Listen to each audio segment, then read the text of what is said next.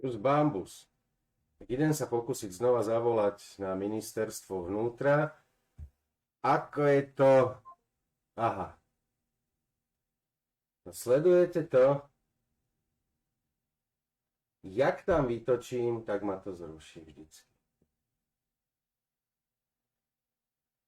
A my chceme vedieť, ako je to s našim podaním sťažnosti na dezinformácie.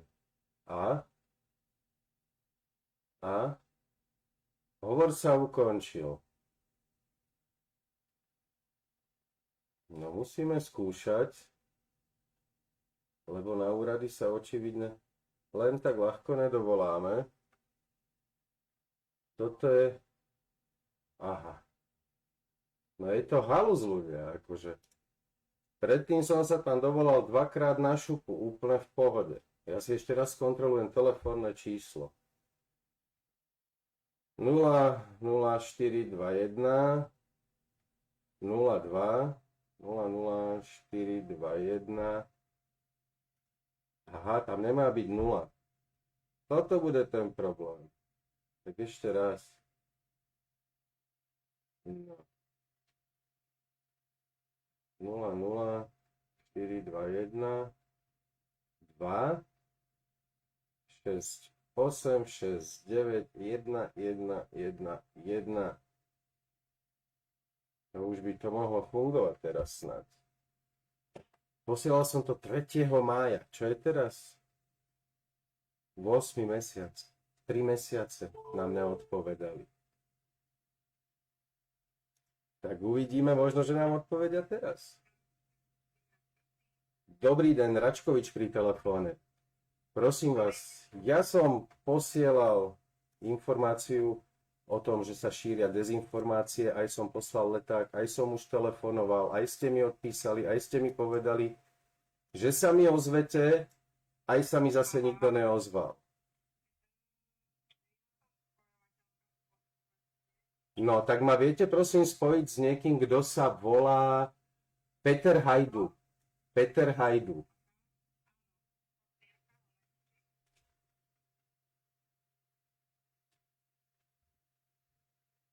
No, tak sa skúsime spojiť s niekým konečne. Kto by nám mohol odpovedať? Muzičku máme. Napíšte mi niekto do komentára, či počujete zvuk.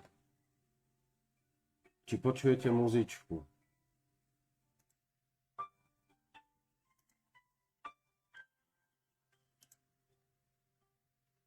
Muzička hrá.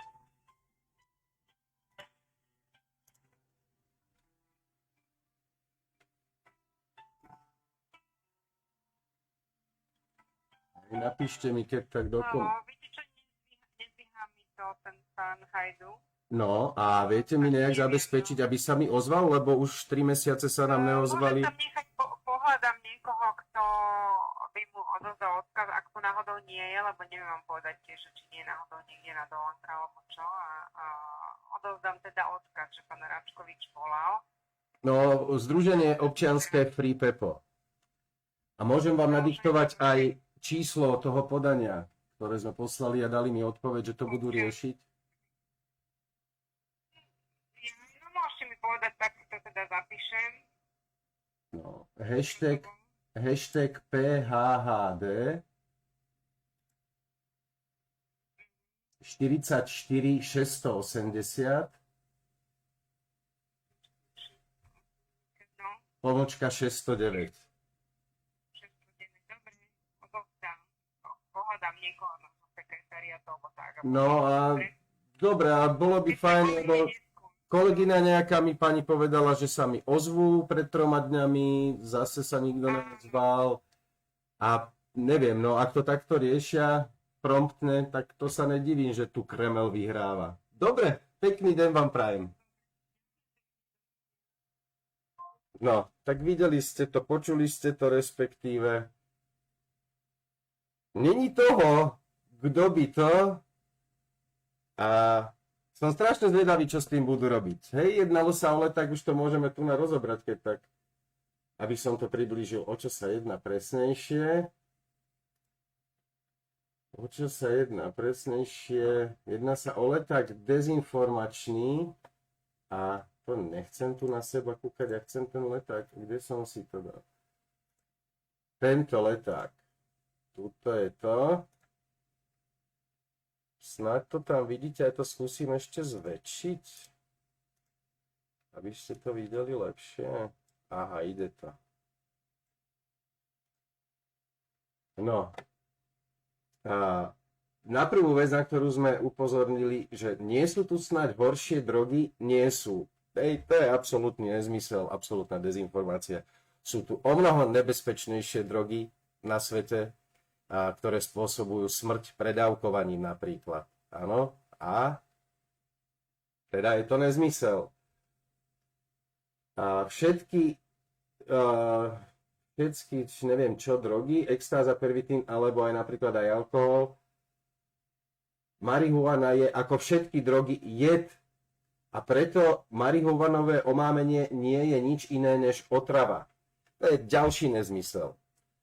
Ak sa jedná o zmenený stav vedomia vplyvom intoxikácie toxínmi, to je napríklad taký durman, ktorý vyvolá pekelné, diabolské halucinácie a pri predávkovaní dokáže spôsobiť smrť, to dokáže vážne poškodiť obličky, tak s tým opatrné určite by som neexperimentoval, ale takisto otrava a dobré halucinácie sú zo štrkačieho jedu. Vedia o tom šamani v Amerike.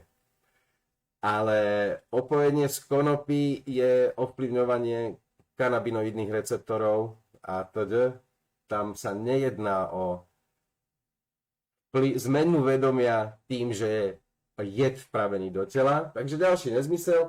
Hlavná účinná látka je marihuany je THC. Síce chápeme, ako to mysleli, ale z odborného hľadiska je to absolútny nezmysel.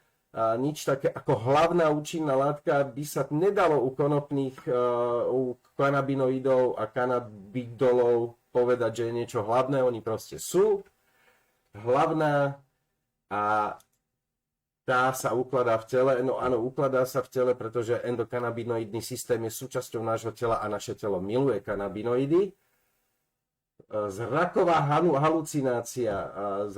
halucinácie do vplyvu konopy nepatria. Môžete mať zlú interpretáciu skutočnosti vo svojom mentálnom obraze, ale určite neovplyvňuje to zrakové nervy a centra zraku v tým, že by zmenilo procesy, ktoré sú bežné. A riziko ochorenia na rakovinu je 5 až 10 krát vyššie u fajčiarov cigariet. Spôsobuje poruchy menštruačného cyklu či plodu, deformuje spermie a teda. A to sú všetko už vyvrátené bludy, ktoré určite konopa ani kanabinoidy nespôsobujú. A marihuana je vstupná brána k ďalším drogám. A tak ďalšie x rokov vyvrátených blud. Všetci vieme, že bránou ku drogám môže byť kdečo. Môže to byť zlé rozhodnutie, môže to byť trauma z detstva, môže to byť nespravodlivosť zo strany štátu, ktorú chceme vymazať zo svojej hlavy, lebo ňou trpíme a tak sa ožereme a už užívame drogy. Takže to, ak je to s bránami ku drogám, no tak teda 3 mesiace sa nevedia vysporiadať s týmto našim podaním. Úrad pre hybridné hrozby 3 mesiace nevedia vyriešiť túto jednu vec. Tak to mi povedzte, ľudia, jak sa oni chcú vysporiadať s tým Kremlom. Oni sa nevedia vysporiadať s jedným letákom, ktorý je vyslovené popieranie vedeckých zistení. A oni sa chcú vysporiadať s prokremelskou propagandou? To nedáte. Zavrite úrad. Čus bambus, ja vám prajem pekný deň a zase teda. Keď sa ozvú, ja sa to pokúsim stihnúť si zapnúť, respektíve však ja im tam budem asi po obede znova volať. Ľúbim vás. Dúfam, že aj vy ľúbite mňa. A keď ne, je mi to úplne jedno.